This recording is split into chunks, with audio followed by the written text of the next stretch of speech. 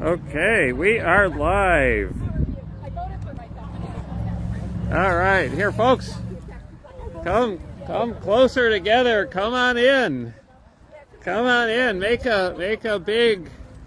Get it. Oh, yay! Yay! I love you all. Tell people in front of me.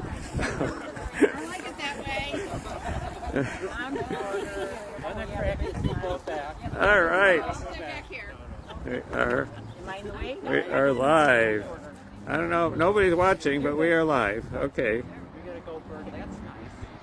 All right. Okay. Yay, team. Mary, why don't you start us off?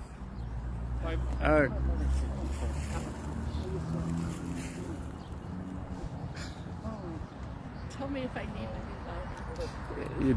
You do. Today, Hold on. McHenry County Citizens for Choice joins with McHenry County Now to draw attention to anti-abortion crisis pregnancy centers that withhold information about abortion from their clients.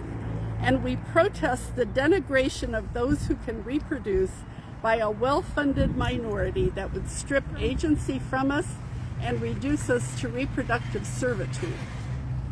In the lead up to the 1992 Planned Parenthood versus Casey Supreme Court decision, which chipped away at Roe v. Wade, a small but dedicated group of McHenry County women gathered around a dining room table to form McHenry County Citizens for Choice.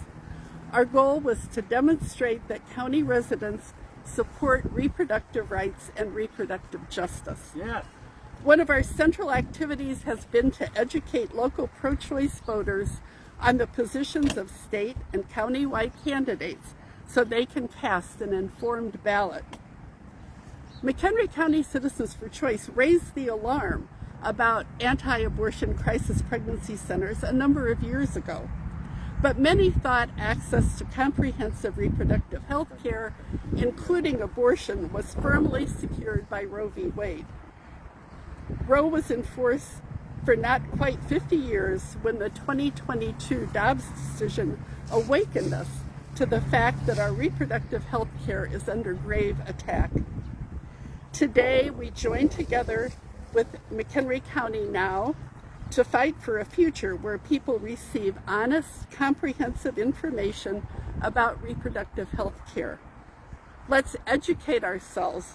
Let's share our knowledge with friends and those who represent us at every level of government.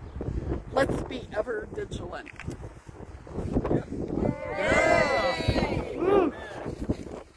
And now, I'd like to read a statement from Lisa Battisfore, who is the president of Reproductive Transparency Now. Thank you to every single person who made it a priority to attend this event today. Many of you have been involved in the fight for bodily autonomy for a long time, and our battle has typically been straightforward. Vote for pro-choice candidates, support abortion rights, defend our clinics. Since the Dobbs decision in June of 2022, it has become more important than ever to do what you're doing today, addressing the more nuanced, less straightforward aspects of defending bodily autonomy for all. Anti-abortion crisis pregnancy centers outnumber abortion clinics in the U.S. by a ratio of more than 3 to 1. They continue to gain money, power, and influence as our oppressive neighboring states restrict access to abortion. Crisis pregnancy centers are using their massive resources to target vulnerable pregnant people, especially people of color, who may be considering abortion. To gain clients' trust and collect sensitive personal information that is not protected by patient privacy laws. To stigmatize abortion and spread harmful, even dangerous disinformation, and to delay or prevent access to essential reproductive health care for Illinois residents and people traveling to Illinois due to abortion restrictions that are in place across the country. There are 100 anti-abortion crisis pregnancy centers in the state of Illinois, and that number is expected to grow.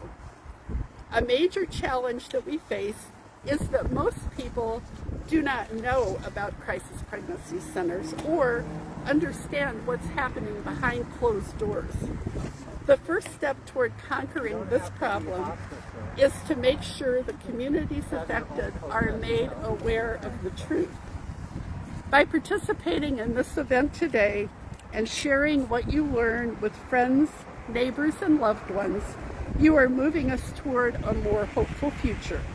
A future where pregnant people can access abortion care and parenting resources without being deceived, misdirected, and misinformed by organizations that intentionally conceal their anti-choice mission. To learn more in depth about anti-abortion crisis pregnancy centers, visit Reproductive Transparency Now's website at www.reprotransparency.org. There you will find a curated collection of research and recent news articles to help you understand how crisis pregnancy centers have historically and continue to drive the anti-abortion movement. Thank you. Woo!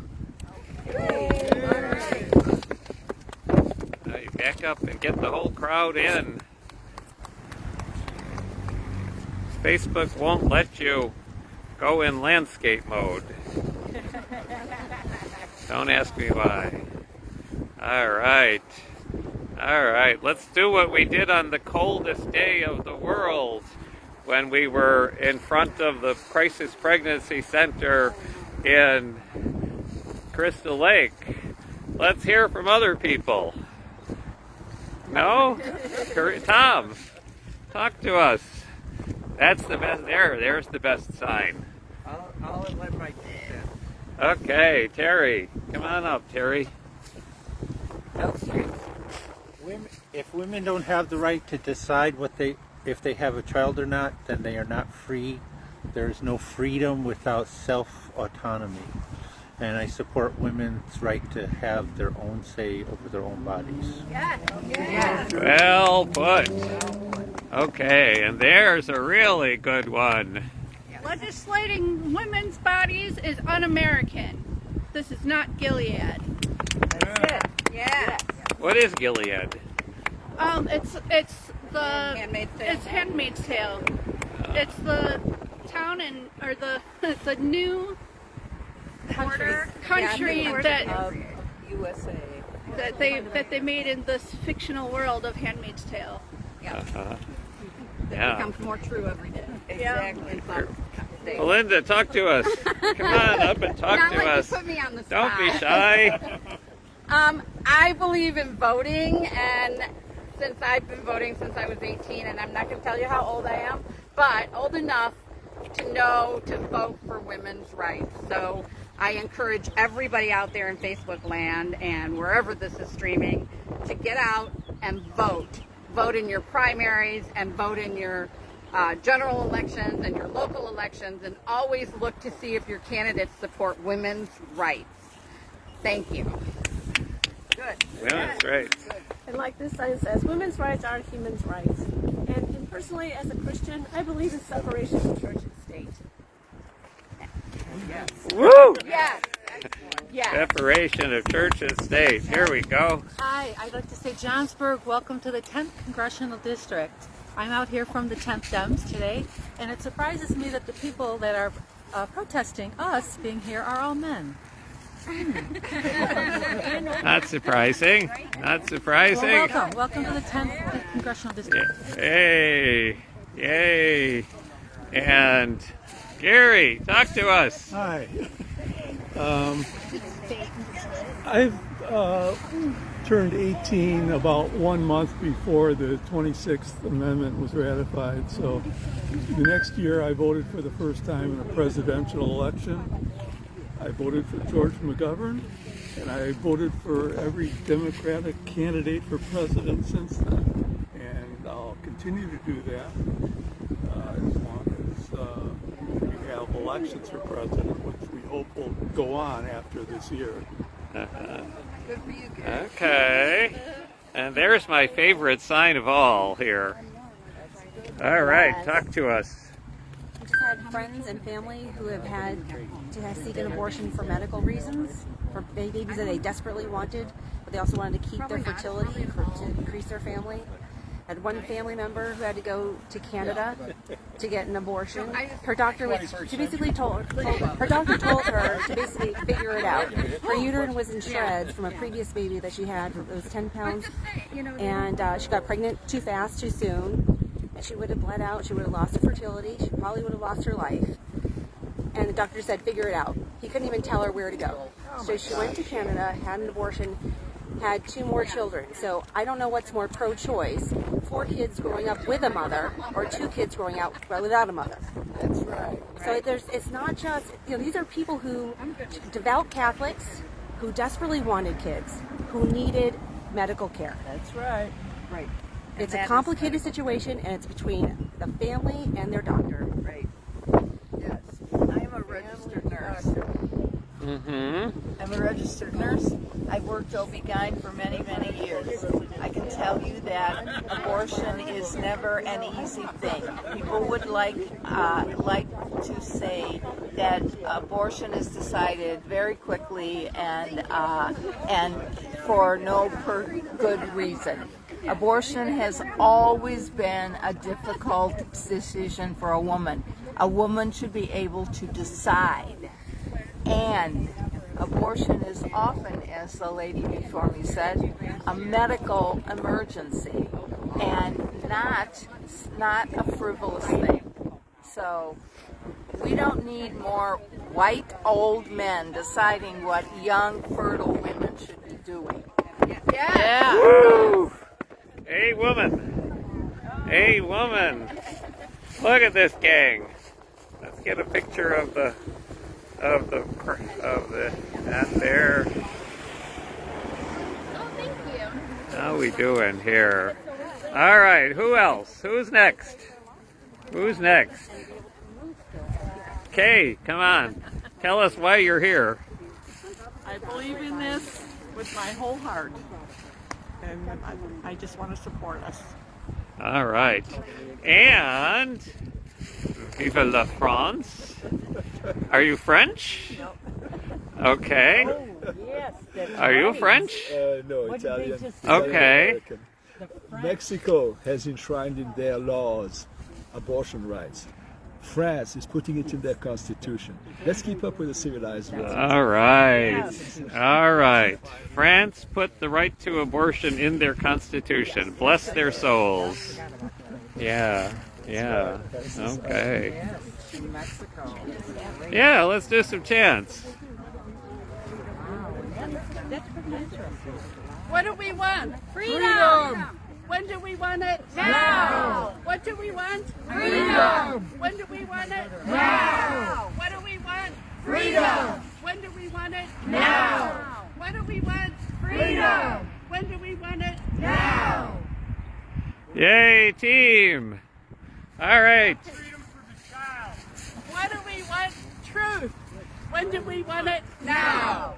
What do we want? Truth! When do we want it? Now! What do we want? Truth! When do we want it? Now! What do we want? Truth! When do we want it? Now! Gordon, talk to us. Why are you here? Well, I've been defending women's access to abortion for, I guess, close to 40 years, clinic defense, and protesting people like this. And so here I am again.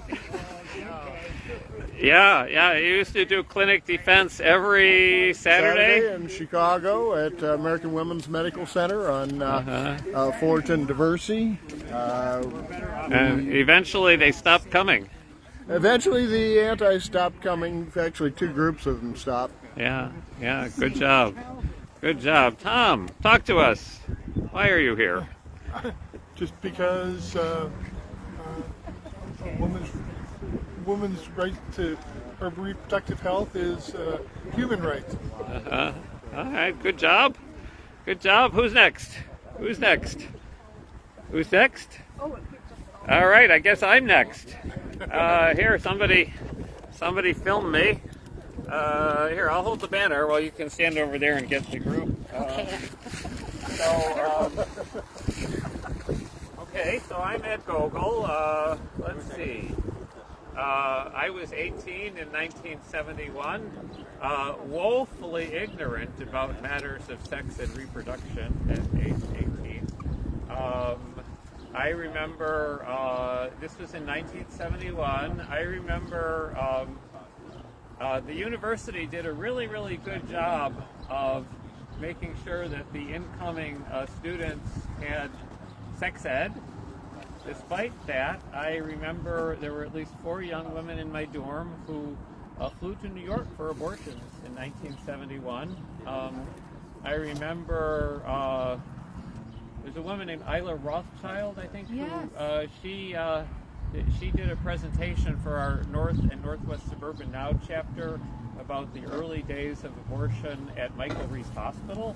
You know, abortion is medical care. Yes, abortion is medical care. It ain't easy being pregnant. I don't know that personally, but to me, it's just if you are pregnant, it should be your choice. I believe that a pregnant human being will make her own decisions. She will consult with her family. She will consult with her doctors as she feels appropriate, but it should be her decision. It's part of her body. Women grow babies. It's not a baby. It's not a fully independent human being until it's born, until it's out of her body. And the rest of us should just butt out. If you don't like it, then don't have it. Tell the men not to have one. Tell the men not to. And you know, it's interesting now with all these. You know, they're talking about criminal. You know, I mean, these crazies. They would prosecute a woman for murder. I mean, they really are crazy. You know, but somehow they don't seem to talk about prosecuting the boys, who normally it does take 2. And, That's right. They have the right to keep their sperm in their balls. So, you know, to me, Put that on a poster? To me, Soon. it's just part of human freedom. You know, you're not fully free if you can't control your own body. We've been fighting this fight for a long time. Sadly, we'll be fighting this fight still for a very long time. Human freedom is never fully won. Those people over there, they're either misguided or they're actively evil. But we're just going to have to out-organize them. You know, it's interesting right now to see the Republicans, they're sort of backing off. You know, lots and lots of people have trouble with pregnancies. It's not an easy thing. Oh, and then Lisa Arvanites, my wonderful friend Lisa Arvanites, she had a wonderful post on Facebook. There's a thing about the Alabama thing, where she said, you know, the difference between a zygote, it'll die if you take it out of the freezer, but a baby will die if you put it into the freezer. So,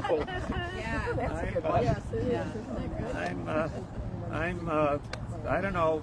To me, it's the single most important issue of our time, and we're not going to stop until it should just be in the Constitution that it's part of your body. You get to decide.